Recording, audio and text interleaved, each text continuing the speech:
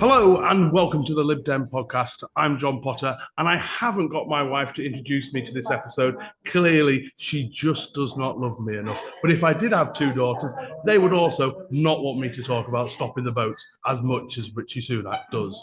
But we are here in the Mid-Beds HQ and I'm joined by Chessie Flack. How are you doing, Chessie? I'm all right, thank you. How are you, John? I'm not too bad. Been out canvassing the last few days. It's been really good. But this episode, we're just going to get from yourself, because for those that don't know, Chessie is always front of house. This is 5 by-elections in a row. So have you actually slept since Chesham and Amersham? I think briefly, there was a brief point in about Christmas 21. I had a brief nap. Okay. So what's your main role within the HQ staff? Let's just go through So I look after London. So I'm campaign manager for London. And I look after both Twickenham and Richmond Park. And also our moving forward seats. So in London, that's mostly, we've got a couple of exceptions, mostly Labour-facing seats that are looking to keep that good second. Right. So you're right at the tip of the spear of Lib Dem's success going forward. Absolutely. And for most people that come to these by-elections, you'll find, Chessie, because you're always front of house, generally, aren't you? Trying to keep those cogs turning as best as possible. But so let's talk about Mid-Beds, because obviously this is a quite unusual by-election in terms of Labour have turned up and how this feels. I mean, this is a lot bigger challenge than the other by-election we've had, just because of the complexities of the seat. Yeah, so definitely. So like you said, this is by-election number 5. I know what a winning by-election feels like. And you say at front of house, I get those people coming in, telling me how it's feeling on the doorsteps. And I've even just this week noticed a shift. This feels like a winning by-election again. But it's certainly not one yet. Like I said, with Labour trying to sort of cause some problems. We are definitely finding this is a harder fight than the previous 4 that we've managed to win.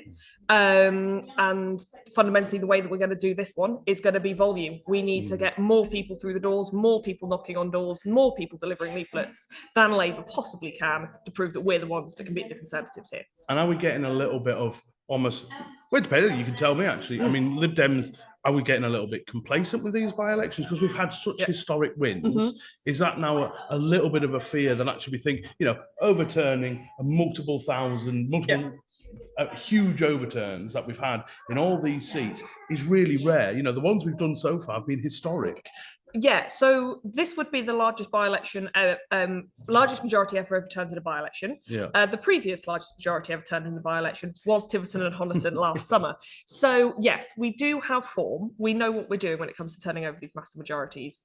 But none of them have come easy. Anybody that came to Tiverton and Honiton will have known, particularly in the early days, it wasn't a clean sweep. We were definitely winning that from the beginning. We were coming from third. It was a different sort of type of campaigning that we had to do there. I think the same is applying here. This isn't a win. This isn't a guaranteed win. It can be, and it can be when we work hard, and it can be when we get enough people. And I do think, we are definitely having people turn up. And HQ's not just saying that. There's kind of a cynicism. Well, HQ's always going to say that. We said that before Tiverton and Honiton, and then we ended up storming it. But actually, there are so many more moving parts in this by-election. Yeah, and with Labour giving it a go, we need to really make it a legitimate claim that we're the ones that can beat the Conservatives. And the way we do that is with volume. It's with getting more people through the doors and delivering more leaflets. If you receive 2 Labour leaflets and 20 Lib Dem ones, you think naturally Lib Dems are the main challenges. And I suppose as we're getting into further towards a general election as well, and everything that's going on with the Tory party, half imploding, half not imploding, the fight, there's a lot of apathy out there. I've spotted it as well. But we need those moderate Tories or those squeezable Labour voters to come across to us, or the Tories keep the seat. Absolutely, yeah. We talk about a winning coalition. Not that we like to talk about coalitions too much. As if you've mentioned the C word. That's the other word that Ed Davey absolutely shouldn't use. So we talk about the winning coalition, and that comes from both switch voters, so our main opposition, and squeeze as well, so reminding people that Labour can't win here. And we need to be able to win both of those votes here. We need a significant chunk of Conservatives to come across. We are finding that they are. There is a lot of soft Conservatives who are very unhappy with the Conservative Party at the moment, who want to vote, who would never in a million years vote for Labour, and will come across and vote for us. But we also need those votes to come across from Labour as well. And it's a funny one with those votes, because it's almost like the Lib Dems are almost in the perfect round where we have the anyone but Tory voters. Yeah. Which is like kind of your squeezable Labour, maybe Independents, maybe Greens. But today I had a Tory voter say, I want anyone but Labour. Yeah. So actually we're in a position where we can actually benefit from both sides of that disgruntlement. Yeah. Historically, when Conservatives have done terribly, you think 1997, Conservatives were terrible. Nobody wanted to vote for them. But Labour had a really charismatic leader. Keir Starmer is not well loved by Labour or Conservative voters. There is not that desire to vote for him because they want him to do well. And that means that there's a lot of apathy and a lot of just disappointed voters who just don't know where to go and are looking for a political home, which we are happy to offer them. But I mean, a lot of these apathetical voters and people that say, if you've been a Tory, but if you've been a Tory for 50 years, getting you to switch is a real mindset change. And you shouldn't underestimate how much that takes. But actually, if they see, and when you're talking about volume, if they go through this election period, this by-election period, without ever having a knock on the door, without ever having that conversation, they haven't had that nudge. They might just stay home. They might hold the nose and vote Tory again. Yeah. We need people on the ground to give them that nudge. Absolutely. And leaflets are incredibly important. They remind people of our message. They remind people of Emma. But here it is doorstep conversations. It is having conversations with people one-on-one and explaining to them that we're the ones that can win, and here are all the amazing things that Emma is going to do for Mid Bedfordshire that the Conservatives have frankly failed to do. So what else would you say, other than getting people down here, what else can people do to help this campaign?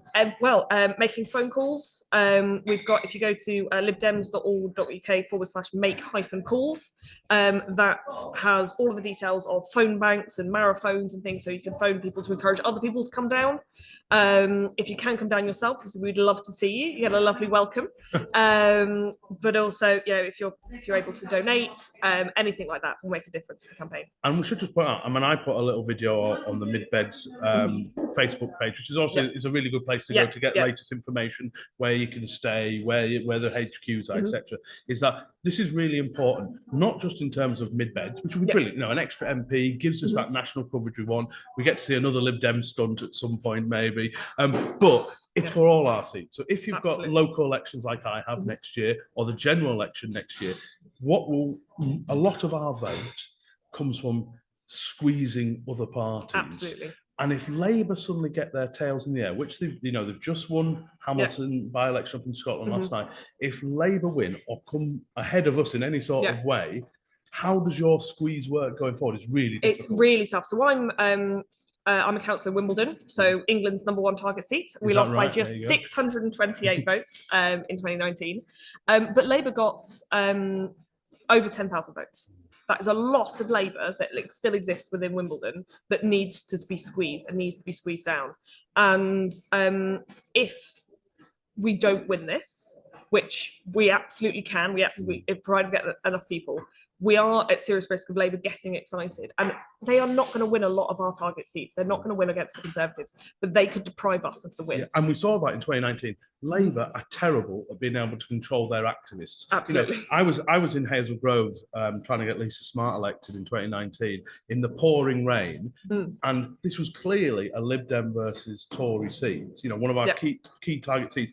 And there were Labour activists in there basically just to screw the Lib Dems, and they lost then High Peak, the neighbouring constituency, by a few hundred votes. So we need to destroy that mindset of Labour that they can win everywhere, because they can't, but they can screw us up considerably everywhere. Absolutely, yeah. I mean, one of the seats I look after is Richmond Park.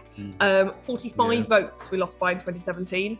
So that's, Labour got considerably more than 45 votes in that election. So it is really important that we don't let them get too cocky. Yeah, absolutely. Well, no, thank you very much for coming on the podcast. I'm going to let you go front of house, otherwise there'll be a queue of canvassers. But no, really appreciate Chessie coming on. And for all our listeners and viewers, I say go to the Facebook group, go on the websites that Chessie's talked about, but also we'll have lots more podcasts from him. We're going to do another one about the Hamilton by-election that was just last night. We've got a couple of fantastic Scottish Lib Dems to talk about that and what that means, because that's a really big development of what happens in Scotland affects the whole of the UK. So thank you very much for tuning in and watching and listening, and we'll be back with more episodes later today.